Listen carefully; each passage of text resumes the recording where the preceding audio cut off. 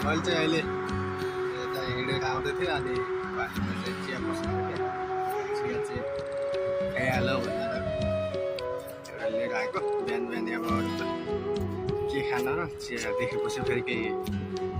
चिया खान मन लागिहाल्छ क्या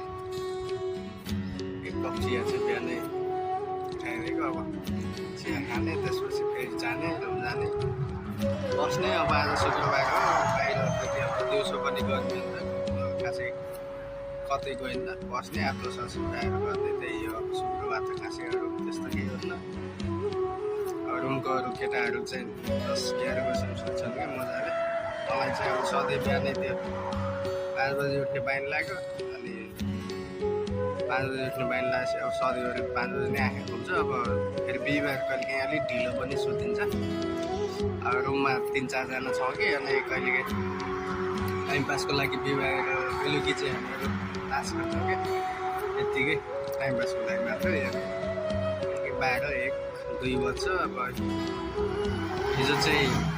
अलिक छिटै सुतेको थिएँ 12 बजी सुतेको थिएँ अब जति बजी सुत्यो भने बिहानै 4 बजे 5 बजी आँखा खोल्थेँ कि अब सधैँभरि उठेको बानी भएर होला त्यो उठेँ अनि उठेर एकछिन बसेर चाहिँ 6-6:15 भयो बाहिर निस्केँ बाहिर निस्किने बित्तिकै चाहिँ पसिना कस्तो हो